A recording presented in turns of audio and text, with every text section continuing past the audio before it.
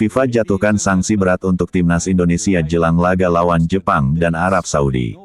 Timnas Indonesia mendapatkan kabar buruk sebelum bertanding lawan Jepang dan Arab Saudi di ajang kualifikasi Piala Dunia 2026.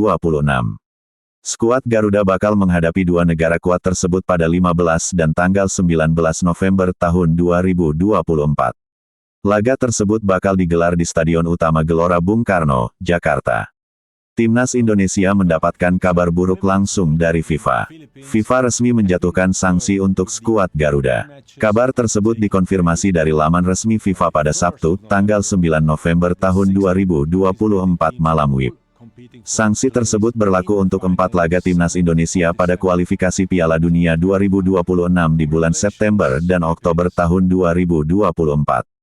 FIFA telah menerbitkan sanksi yang dijatuhkan oleh Komite Disiplinnya atas insiden yang terjadi pada bulan September dan Oktober tahun 2024 selama kualifikasi untuk Piala Dunia FIFA 2026, tulis laman resmi FIFA.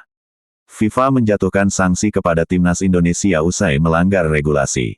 Timnas Indonesia mendapatkan 2 sanksi dari FIFA. Sanksi pertama terjadi pada laga lawan Australia pada tanggal 10 September tahun 2024 di Stadion Utama Gelora Bung Karno, Jakarta. Pada laga tersebut, skuad Garuda dianggap melanggar artikel 14 Kode Disiplin FIFA.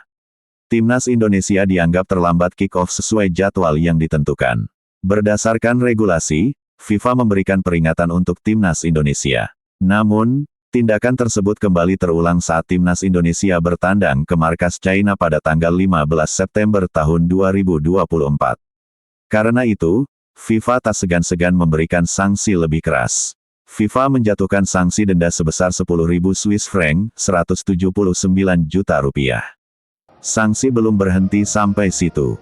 2 staf di skuad timnas Indonesia juga ikut terkena sanksi FIFA. 2 orang yang dimaksud adalah Sumarji, manajer, dan Kim Jong Jin, asisten pelatih. Keduanya melanggar artikel 14.1 Kode Disiplin FIFA soal misconduct pada laga Bahrain vs Timnas Indonesia, tetapi tidak dijelaskan secara spesifik. Sumarji mendapatkan saksi larangan mendampingi tim sebanyak 1 pertandingan dan denda sebesar 5.000 franc Swiss. Sementara Kim Jong Jin dilarang mendampingi tim sebanyak 4 kali dan mendapatkan denda 5.000 franc Swiss. Daftar sanksi FIFA untuk Timnas Indonesia. Tanggal 10 September tahun 2024. Laga, Timnas Indonesia vs Australia. Kesalahan, kick-off tertunda. Sanksi, peringatan. Tanggal 15 Oktober tahun 2024. China vs Timnas Indonesia.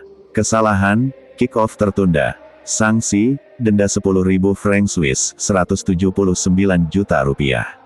Staf individu, Sumarji. Laga, Bahrain vs Timnas Indonesia, tanggal 10 Oktober tahun 2024. Kesalahan, misconduct artikel 14.1. Sanksi, larangan mendampingi tim 1 pertandingan dan denda 5.000 franc Swiss, 90 juta rupiah. Kim Jong Jin. Laga, Bahrain vs Timnas Indonesia, tanggal 10 Oktober tahun 2024. Kesalahan, misconduct artikel 14.1. Sanksi, larangan mendampingi tim 4 pertandingan dan denda 5.000 franc Swiss, 90 juta rupiah. Mantan pemain Liverpool yakni Takumi Minamino pernah mengatakan kepada legenda Jepang kalau dia sebenarnya tak ingin tim Samurai Biru bertemu timnas Indonesia. Situasi tersebut disampaikan langsung oleh Takumi Minamino tak lama setelah drawing penyisihan grup babak ketiga kualifikasi Piala Dunia 2026 pada tanggal 27 Juni silam. Seperti diketahui, timnas Indonesia bernasib kurang baik di babak ketiga kualifikasi Piala Dunia 2026 dengan tergabung bersama tim-tim kuat seperti Jepang, Australia, Arab Saudi, China, dan Bahrain. Berkaca dari hasil tersebut, tentu timnas Indonesia tidak dipandang sebagai tim yang bakal finish di peringkat teratas mengingat kontestan lainnya cukup berpengalaman di Asia. Apalagi jika melihat dari ranking FIFA, timnas Indonesia menjadi satu-satunya kontestan grup C babak ketiga kualifikasi Piala Dunia 2026 yang berada di luar peringkat 100. Namun, pelatih Sintayong berhasil mematahkan persepsi negatif tersebut. Ia mampu membawa timnas Indonesia menjadi tim yang diperhitungkan. 3 laga awal timnas Indonesia berjalan dengan cukup baik dengan berturut-turut menahan imbang Arab Saudi, Australia, hingga Bahrain yang notabene tim papan atas. Kini, Skuad Merah Putih tengah bersiap menghadapi Jepang, sang pemuncak klasemen grup C dengan rekor hampir sempurna yaitu tak terkalahkan di semua laga.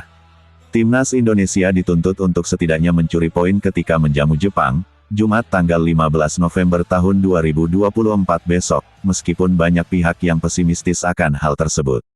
Meski begitu, pemain Jepang Takumi Minamino tidak berpikir demikian. Ex-bintang Liverpool itu mengatakan kalau sebenarnya ia tak ingin bertemu timnas Indonesia. Di depan legenda Jepang Shinji Okazaki, pemain yang sekarang bermain untuk AS Monaco itu berbicara jujur soal alasan dirinya tak ingin Samurai Biru hadapi timnas Indonesia.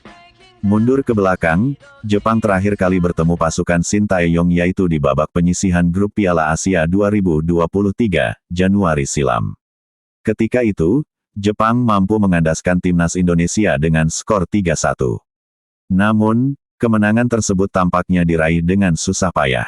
Walaupun menang, namun Jepang yang biasanya bermain cukup solid, justru harus kebobolan oleh timnas Indonesia yang disumbangkan Sandy Walsh.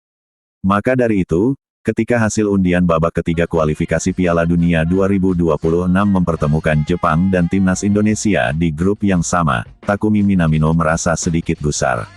Aduh, Oka-san, Shinji Okazaki, Anda menaruh kami di grup yang tak saya inginkan, seloroh Takumi Minamino kepada legenda Jepang, Shinji Okazaki. Melihat pertemuan kedua tim di Piala Asia 2023 lalu, Takumi Minamino merasa kalau di momen tersebut, Jepang agak kesulitan hadapi timnas Indonesia meski menang. Dia bahkan menilai jika timnas Indonesia bakal menjelma sebagai tim yang menakutkan. Ditambah lagi katanya, skuad Garuda semakin kuat jika tampil di depan ribuan suporternya. Indonesia juga menakutkan dan mereka tampil apik di Piala Asia. Sebagai sebuah tim, mereka memiliki momentum dan sangat bergairah soal sepak bola, ucap Minamino dikutip dari Geki Saka tanggal 27 Juni tahun 2024 lalu. Maka dari itu, Takumi Minamino menekankan kepada rekan-rekannya sesama pemain tim Jepang agar tak memandang sebelah mata timnas Indonesia di laga nanti. Kesan pertama yang saya dapatkan adalah mereka tim yang tak boleh diremehkan, jangan pernah lengah sedetik pun di hadapan mereka, tutupnya. Jepang akan melawat ke Stadion Gelora Bung Karno, Senayan, Jakarta pada Jumat malam tanggal 15 November tahun 2024 untuk menghadapi timnas Indonesia dalam lanjutan kualifikasi Piala Dunia 2026. Jadwal siaran langsung laga timnas Indonesia vs Jepang di putaran ketiga kualifikasi Piala Dunia 2026 zona Asia. Duel ini digelar pada Jumat tanggal 15 November tahun 2024, mulai jam 19 malam WIB, siaran langsung RCTI dan GTV serta live streaming Vision Plus. Timnas Indonesia tak akan bisa memainkan Miss Hilgers yang masih menjalani pemulihan cedera. Selain itu, Ivar Jenner harus absen karena akumulasi kartu. Namun, lini belakang Garuda mendapat suntikan tenaga tambahan dengan sudah bisa merumputnya Kevin Dix. Pemain FC Copenhagen itu baru saja resmi dinaturalisasi dan perpindahan federasinya sudah beres. Jepang boleh jadi merupakan tim unggulan utama di grup C. Namun, kesempatan bermain di hadapan supporter sendiri di SUGBK jelas tak akan disia-siakan begitu saja oleh timnas Indonesia.